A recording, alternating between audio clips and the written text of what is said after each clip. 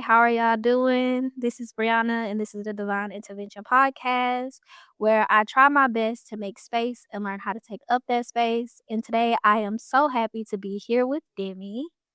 And I'll just pass it over to her so she can give a brief introduction. Hey, hello everyone. Good morning, good afternoon, good evening, good night, wherever you are. It's a pleasure to be here. My name is Demi Trimm, and I am excited to be here just to discuss with Bre'Anna who I am. Just a bit of background about me. I am from the Virgin Islands, born and raised in St. Croix. I'm a first generation college student, first generation Crucian. I am currently earning my graduate degree studies at the University of the Virgin Islands on the Albert A. Sheen campus. I am also an alumni of the University of Miami, where I earned my bachelor's degree in accounting and finance. I am an alumni with AmeriCorps, where I served over 1,700 hours with City Year Miami. And I am, what else did I say? I mean, you're so amazing. It's a lot that can be listed. There's a lot that can be listed. Well, the most important thing, I've also had the opportunity to work with Bre'Anna in the Aspen Young Leaders Fellowship, where a space we were both fellows and also a youth facilitator for our second year. And currently, I am a fellow for the Carnegie Young Leaders for Civic Institute Fellows. Yeah, that's just a bit about me. I feel like I butchered that a bit, but You indeed did not. I know what it's like. I always tell people when someone asks me to introduce myself, it's like I forget everything and then I'm trying to randomly grab it. But thanks so much for joining me. I really asked you to join because from the moment I met you on AY left, I really acknowledged your leadership style. I feel like you were very authentic. And I could see it in the way that you show up. And so I really just wanted to give some space today to talk about your experience as a first generation college student, but also the transition period and what that was like for you. yeah, for sure. So, my experience as a first generation college student, this is a question that I like to just answer honestly and realistically. And when I did introduce myself, you heard I did earn my degree and everything. So, you know that, well, we all know that. Yes, I made it, I made that accomplishment, but just the experience overall is something that makes me very emotional because of everything that I had to navigate. There are a lot of questions that I had to ask stepping into the unknown. I didn't even know what the word first generation meant until I saw it when I kept applying for college, even filling out the FAFSA, which is something I also did wrong because it was my first time doing it, and my AP Calc teacher had to help me fix that. Um, so my experience, I had to do a lot of self-searching because there were so many titles that were starting to be attached to me that I felt like I had to identify with. So I wore my identity a lot on my sleeve during college. Most of it is like, oh, where are you from? Oh, I'm from the Virgin Islands. Oh, are you Christian? Yes, I'm Christian. Are you here on scholarship? Oh, yes, which is my socioeconomic background being up there in the air. And I just felt like my identity itself always had to come first before my academics. And I never really knew why until I started getting the feeling that I had to prove myself with every room that I entered in, which also sent me into like an identity crisis. So as I mentioned earlier, I went to the University of Miami, go Canes, and that was a whirlwind experience. I left my island. I came to Florida. I came to the U.S. No family, no support. Experiencing imposter syndrome, hiding my accent, wondering if I'm good enough. Sometimes being the only Black person in the room, and the pressure to just succeed was always there, and just lack of clarity on most things. Tears, lots of tears, because I didn't have a solid community. I worked more than I got to be a student. And I failed, not just in the essence of like things that I wanted to accomplish, but I also failed classes. I failed not one, not two, but three classes during my entire undergrad experience, which is something honor roll me from like junior high until high school never would have thought was possible. And I read the articles when it said being a first generation college student, like the 10 tips you can take to have a successful 4 years, but they were too generalized, if that made sense. According to them, if I followed these steps, I should have a great college experience. I didn't get it right my freshman year, also because of COVID. I didn't get it right my sophomore year. I did not get it right my junior year. I got it right my senior year. My final year of college is when things finally started feeling like a normal, quote unquote, college experience. I made friends for the first time. I started joining organizations for the first time. I was finally getting yeses to internships and everything, and classes were becoming manageable. But I'm not I don't want to talk about it like it was all just like a negative experience, because it wasn't. It was definitely a life lesson and learning experience for me, especially the biggest one being learn how to ask for help. That's not something that can really be taught in a sense from the articles that you read or the conversations that you have. It's something you have to decide. Like, I would ask the questions, and when I get the answers, from there I'd go, okay, I know what I need to do. I'll do it. I'll figure it out.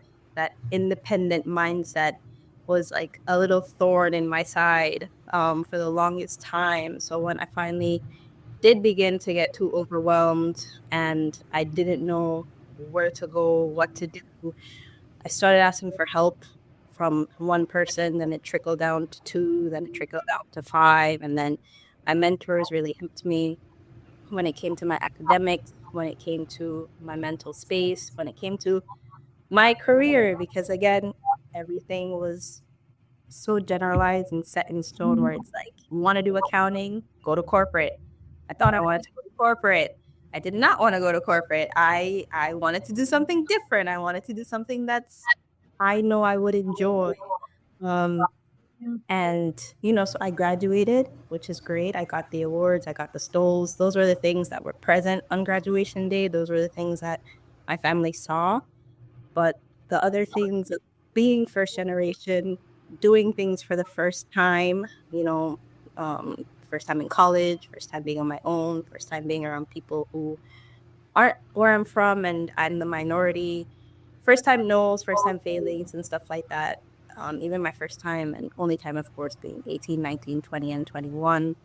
They weren't seeing all of that, but I gave myself grace because I didn't come from a family of like nurses, engineers, doctors, of course, but I did come from a family of grit, determination, and hard work. So deep down, I knew I would get it done. It was just the process took some time, which is okay. So would I do it again? Yes. Would I do it differently?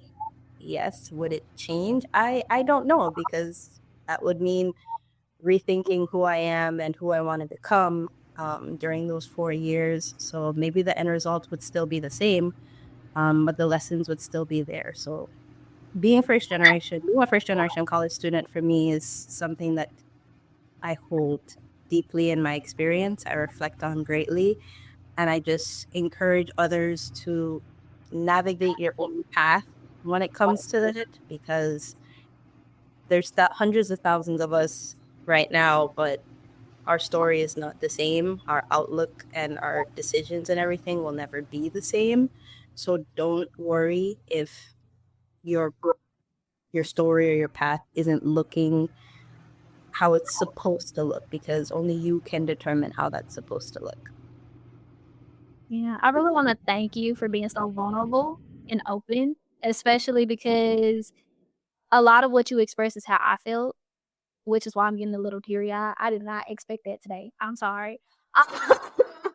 But I definitely, which, of course, my experience is very different. I have to acknowledge I was an hour and 30 minutes away from home. So there was that, and I did build a sense of community earlier, whether it was intentional or not. I always joke with my friends and I'm like, we left each other freshman year. Like we met the first week and then a lot of us didn't meet back up to like senior year. And we were like, Right. oh, you were the friend that I was searching for. Like I met you the first week and I kind of just forgot you until now.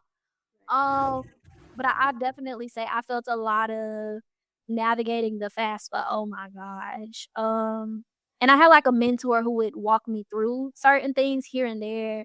But for the most part, I was kind of navigating a lot of the paperwork by myself, like the understanding what things meant, titles. There were so many titles, so many words where I was just like, okay, what necessarily does that mean? Google became my best friend. Same. Because I was like, okay, like, am I that I always say college was when I learned even about my socioeconomic status because I didn't even learn that word till I got to college. For me, I was kind of just like, I came from a family, like you said, grit, determination. We was gonna make some shape. We were gonna figure it out. But I really did not even learn about how people even view where I'm from until I got to college. And it was such a weird space for me to be in because I was like, why are you talking about like the people that I grew up with and where I'm from, the people that I love in this way? Like you're talking about them like they're a statistic. They're not a statistic, they're people. So I think even for me, like thank you so much for just being vulnerable and open because I do feel like I did not start to get it right until my senior year too. When I really started to feel like I found my cadence and I was like, "Oh, well now it's time for me to go." Like I finally figured it out. But I do wanna take the time to just acknowledge who you grew into, because we met, like, our senior year, and I really just wanna take the time to uplift and acknowledge, like, who you've grown into and give you your flowers for that, because it may have taken a lot of determination and a lot of grit, but girl, you got there, and before this, I didn't even know any of what you shared, so I do just wanna take the time to, acknowledge that and give you your flowers because I know what it's like when you're kind of trying to figure everything out and it feels like nothing is making sense and then you're getting frustrated. And I know for me, I would try to connect back home, but it's not, they didn't really get it. Yeah, it They didn't really was. get it. Yeah, it's not something you can try to talk about it, and then when you try to talk about it, they're like, "But I don't understand." Because even when speaking with my mom, with everything that was going on, she was like, "What's an internship? What's this? What's that? I don't know how to read your financial aid letter. I don't understand. What do you mean a loan? You have to take on a loan, stuff like that. How does that affect you?" It was just, it was a it was a lot to navigate. And then even speaking with my friends who are also first generation, there were certain challenges that I was having that they weren't having and that they were having that I wasn't having.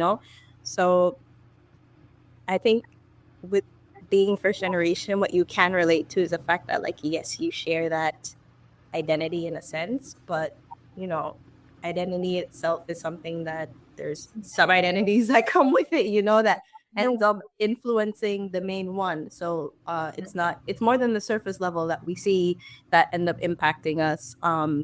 So it was about having conversations and learning how to navigate and go from there. So a lot of self searching, like I said. Yeah. So I would say, what are some of the tools that like you use or things that you found to be useful as you were navigating that period? I think some of the tools that really helped was,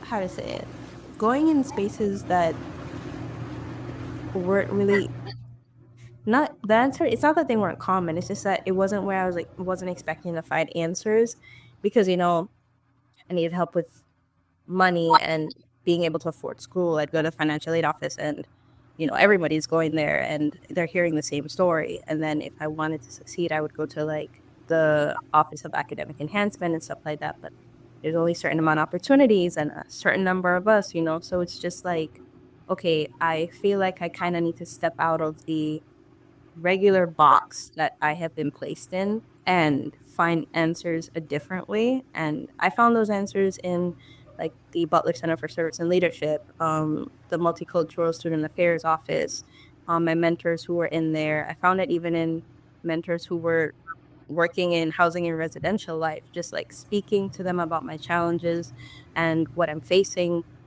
and them pointing me to different outlets that I didn't know was an option on campus.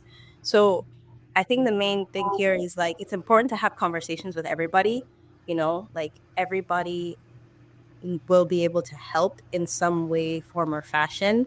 Um, don't just go to the known source that you think is like, okay, I'll get an answer here, because sometimes you get the answer and it's not the answer you're looking for, but then you also don't even know what you're looking for. So I think having conversations with people also outside of my major, where I did accounting and finance, like I did not have any mentors from the professors in the schools, but I did have mentors in the offices and departments, like I mentioned, which was very ironic because you would think that in order to go where I need to go, those would be the people that would help, but they weren't. It was in someplace else. So I think that would be like the most important thing. Google, like you said, was my best friend in searching for things, but it's sometimes I didn't even know what I had to search for, especially when trying to find scholarships, when trying to find internships and everything like that. I didn't know what exactly I needed to look for. And then also, even if I did find the outlet, it was, do I even fit the criteria? How do I make sure I fit the criteria and stuff like that? So those were things that kind of worked for me, and helped me in a sense. I'm not sure if that would work for everyone else, because again, everyone's experiences are different. But I definitely think we need to start learning that there's more than one possible answer and more than one possible place to get an answer from. And going from there is where you'll be able to like start making things in motion. Um, so yeah. Thanks for sharing. I know for me, I think I really forced myself to get out of my comfort zone because I started asking people to be my mentors, which was very uncomfortable for me because taking it back to the first thing you said about, like, independence, um, my mama was a very independent woman. And then even my father, he was very, like, independent, and I think for me, it took a lot out of me to learn, like you said, how to ask for help. Because it's not something that I necessarily knew how to do. Because I was also raised in a household where your business is your business and you don't tell nobody else your business. So even, like, getting out of just being like, "Well, this is my information," like, I really don't want everybody to know that I'm struggling. It's not really their business. Um, so it for me, it took a lot of me learning how to, like, open up my mouth and, like, ask. 'Cause I would hear it closed mouth don't get fed, but it would kinda just go over my head. Cause 'cause I'd be like, "Oh, Imma be fine anyway," and it's like, "No, you're not. Please just ask." Like, talk to people. Agreed, agreed. That I'm gonna be fine mindset. It'll be okay. I'll figure it out. I can get it done. So much I. Like I need to learn to start making it like a we or us, and yeah, that is the most important thing. Cause I feel like I also had to learn that people love showing up for you. Like, if you ask people, there's nothing people love more than feeling like you asked them to show up for you. And I think I needed to learn how to shift my mindset from, like, feeling like I'm bothering people to, like, we're doing this together, like we're in community. And if we're in community, that means that, if you need something, you can feel free to come to me and I can feel free to come to you. Exactly. But also talking a little bit about because I know you share how, like, everything seemed so, I guess, uniformed is the best word. I think I felt somewhat similarly navigating political science because, I wanted to go into law and I wanted to be a lawyer. And I think I learned later in my experience that I'm a lot more unconventional than I thought I was. Like, I'm a lot more, I love community work. I have a heart. I love it so much. Um, and so how did you navigate knowing, what you wanted to go into and having to somewhat create your own path and figuring out what that looks like? That is a really good question. I honestly, that's a journey that I didn't do alone. So I mentioned before that, like, my professors would push corporate. So quickest way to move up in accounting and just like, make the money and everything, because for some reason that's what matters first and foremost. And it was to become a CPA, you have to get a job at the Big Four. Does it have to be at the Big Four? Yes, it has to be at the Big Four. So I tried, did not get through my freshman year or sophomore year, got through my junior and senior year working at Deloitte. Great experience, great people, great work. But it was something that I'm just like, is this something I really want to do? When they're talking about, like, first of all, busy season and everything, am I excited for this work, the Excel spreadsheets and everything that I have in front of me, the partners that I'm meeting, am I feeling fulfilled? Like, and I would trick myself into thinking, you know what, Demi, you're just seeing part of it, because this is just an internship. When you start working your 40 hours and everything like that, it's gonna be different. You're gonna like it. But I still would end up having conversations with, again, mentors who are not in the business school, who are not my business school professors, and asking them, well, what do you do for your job? Like, how did you get to where you get to?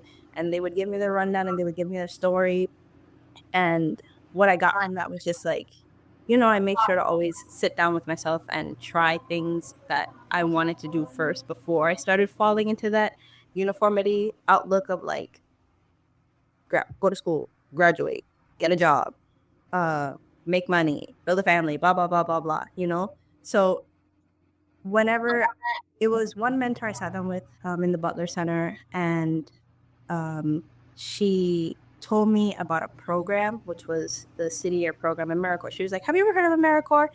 And I was like, no, what is it? She explained what it is to me. She told me what I would be doing, that I would be working with kids. I was like, kids? I don't know if I want to work with kids. I have a degree in accounting. I'm not a teacher, because that's what it sounded like I was supposed to do. Teach the kids and stuff like that. She was like, no, that's Teach for America. This is City Year Miami. This is completely different. It wasn't that different. But I told her, it's just like, I really enjoyed community. I wanted to stay in Miami because I graduated in 2023. I wanted to stay in Miami for a bit more, but I wanted to learn the culture. I wanted to build a community, because you visited Miami. You've seen the different cultures that we have there and everything. So I was like, I didn't get that opportunity during my 4 years here at U Miami. Let me see what I can do with maybe an extra year or two before I decide to do my graduate studies, earn my credits, take my CPA, and then go to corporate. So she told me about City Year Miami.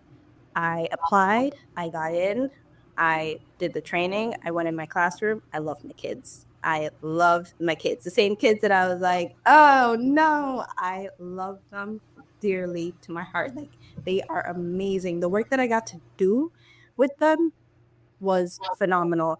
And coming from the education system here in the Virgin Islands versus like there in the US or just in Florida, because it's different all around, I was pretty shocked as to how different it could be. But also, that was again like a, what do you call it, a core learning experience for me, where it's just like, oh, I could learn from this and improve it, add to it, maybe even bring it home and see how it could work there.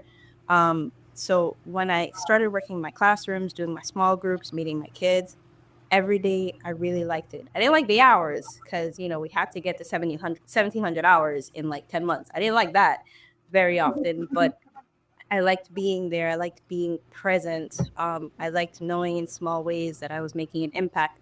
And City of Miami is where I found my why. Like, why do you serve? When we sign in and do our red jackets ceremony and we get it, we have to say our why.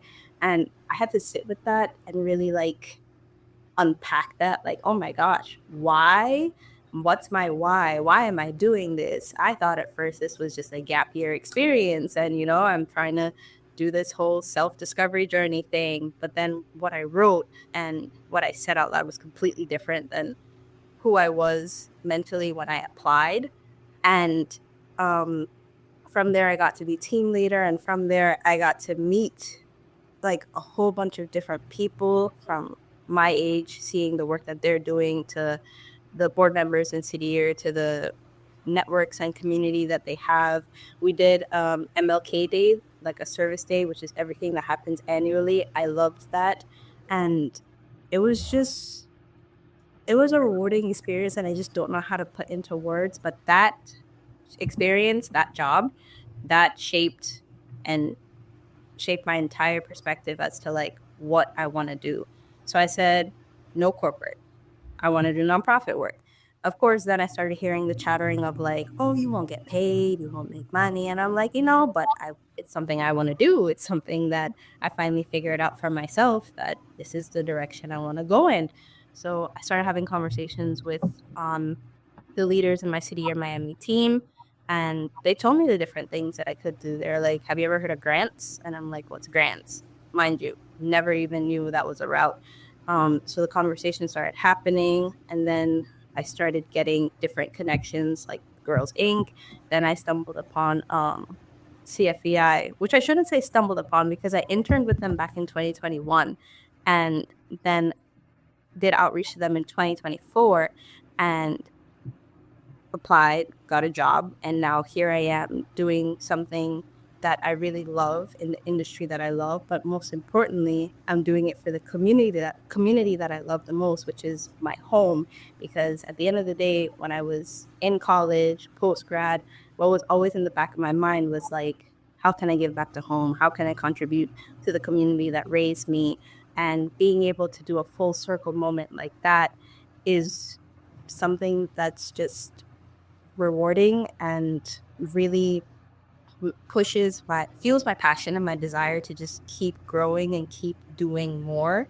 So I would say that's kind of the full circle moment of how I went from Deloitte to City Year to now CFVI. And then I'm still doing my graduate studies and I'm still going to become a CPA, but I'm going to become a CPA under the nonprofit industry and work on those balancing acts of like improving the financial situations here with our nonprofits, finding more grant opportunities that the US Virgin Islands can benefit from because, we fall in that unique space where it's like, yes, we're a part of the US, but no, we don't necessarily fit the criteria.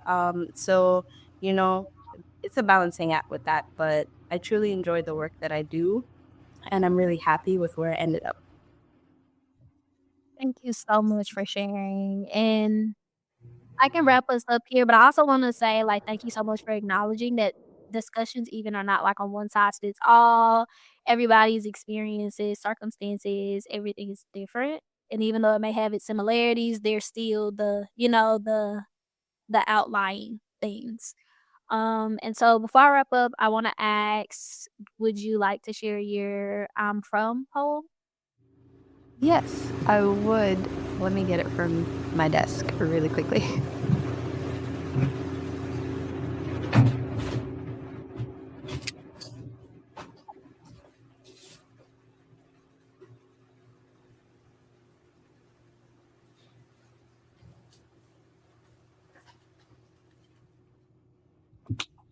Okay, I got it. Are you going to share background on what the I am from poem is or?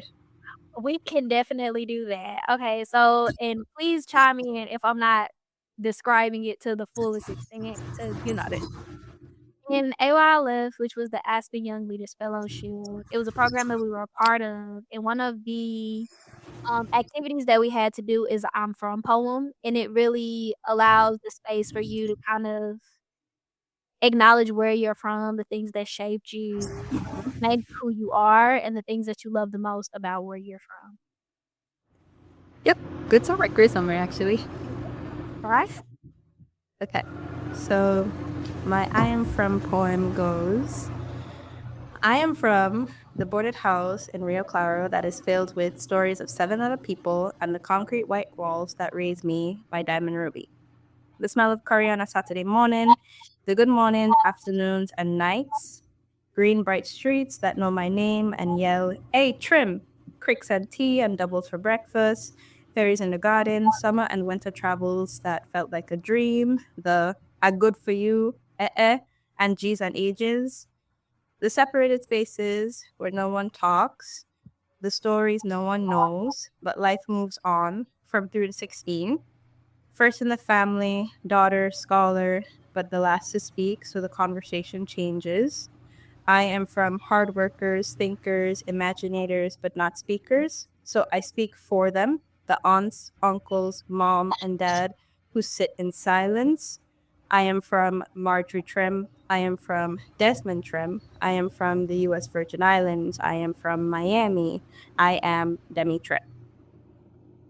Thank you so much for sharing. And thank you so much for joining me today. It's Thank you for having me. Yes. and so this kind of concludes this episode, and we will see y'all in the next one.